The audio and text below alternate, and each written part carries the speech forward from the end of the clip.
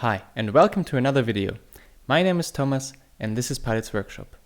In this video I'm showing you how I made a small oak table for a friend of mine. All of his living room furniture is in this rustic, massive oak style, and now he sketched up this little side table to match. The project started with this delivery of low-grade oak that my friend organized. These pre-cut boards had many defects like wormholes, cracks and dark spots, but with a bit of sorting they were excellent for the job. After picking the best pieces, this project started on the jointer and thicknesser to bring the raw stock to a clean geometry that is easy to work with.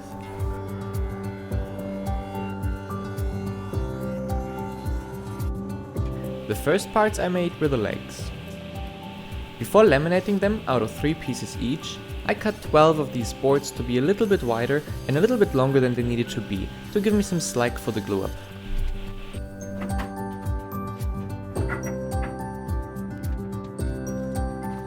Then I simply spread a lot of glue using a roller that is actually meant to press on wallpaper, but it works great. I put the triplets together and stacked everything up to dry in one package.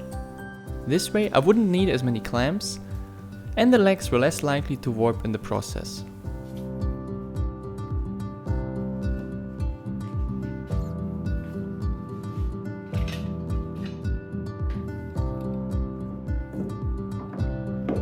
After they had enough time to dry, I trimmed them to their final dimensions on the jointer and planer and cut them to their final length.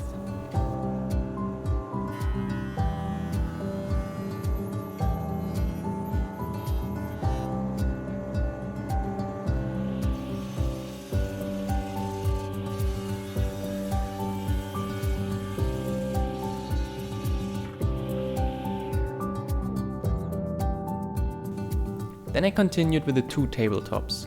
They would be laminated from thin strips of wood in a random pattern, like the other pieces of furniture that this table is supposed to match. The advantage of this method is the possibility to cut out any defects in the wood and to only keep the nicest parts, as even very short pieces would look fine in this pattern. Then those were glued up as well.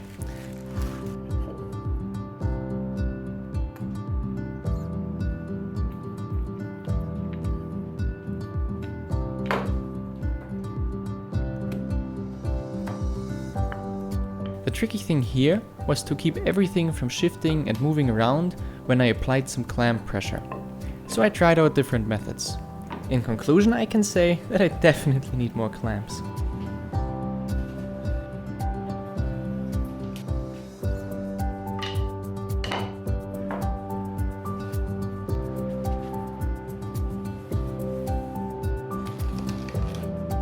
I then marked the outlines of the boards and cut them to size.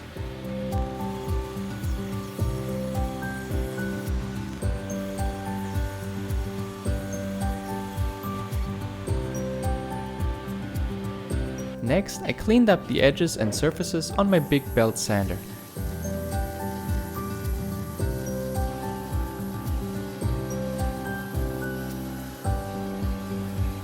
And smoothed them up with my small belt sander.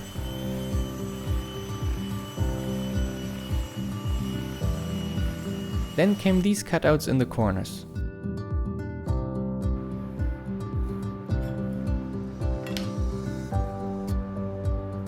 After marking them, I first defined the inside corner radius with the right diameter drill bit.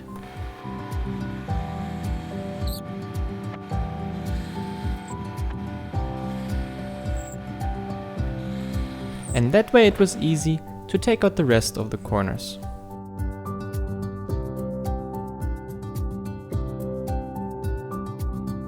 Some cleaning up, and the tabletops were put aside for now to prepare the stretchers that hold the tabletops.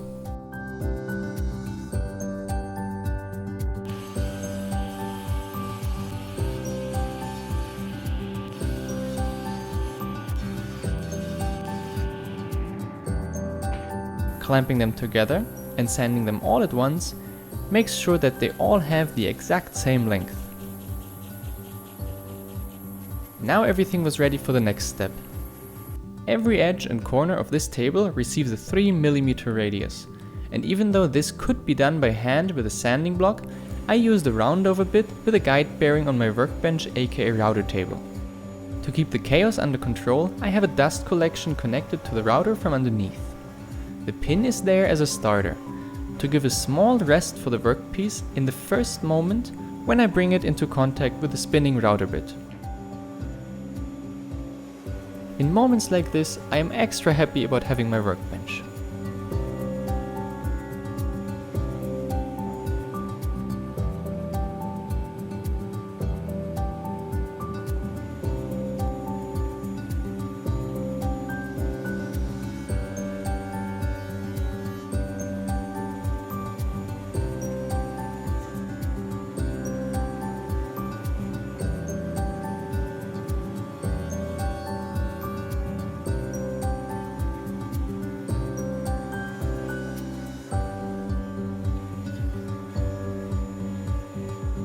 The small scratches would only get a round over on their bottom edges. So to prevent any accidental cuts in other areas, I brought out the fence as a straight guide. I adjusted it so that the guide bearing just peeks over the guide surface and ran the pieces along.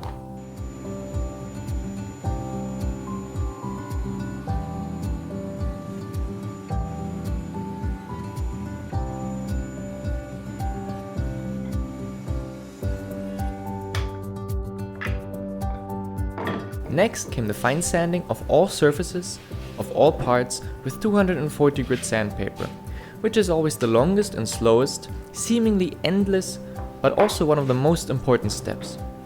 As something can be built perfectly, but without a proper surface finish, it just won't look and feel right.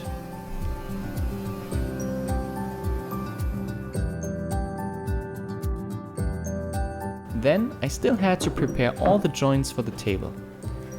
And for this little guy, simple wooden dowels for the stretchers and a few screws to hold the tabletops are more than enough.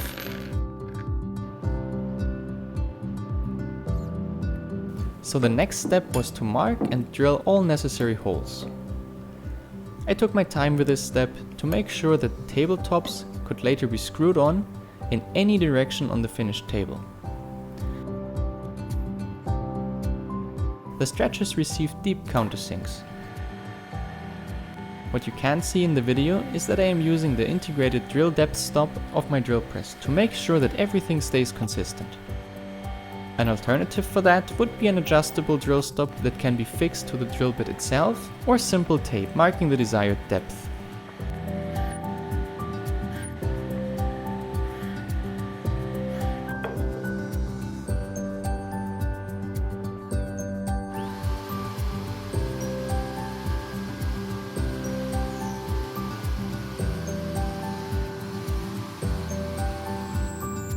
After this step was finished, it was time for the glue up.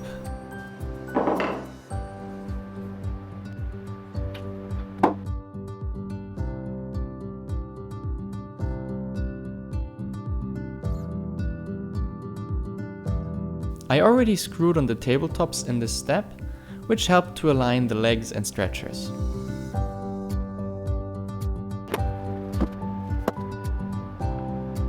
And to make sure that the table won't be wobbly after the glue up, I added some weight on top and let it rest overnight.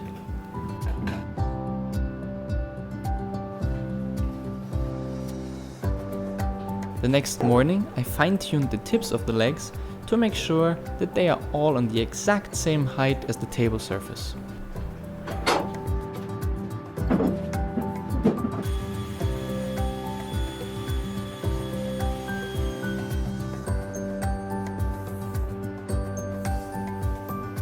The final step was the surface protection. Any method would be possible for this piece of furniture, but we went with the same linseed oil mixture that already covers the other pieces of furniture that this table will stand next to.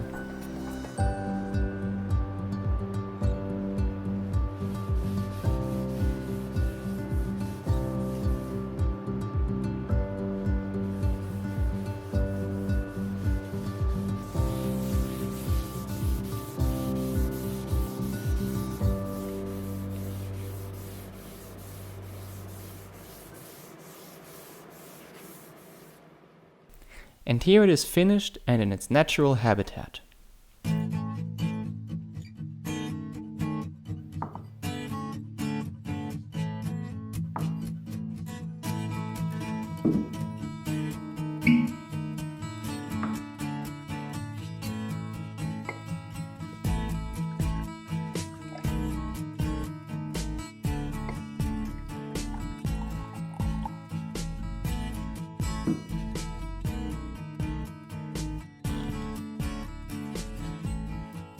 Cheers, everybody.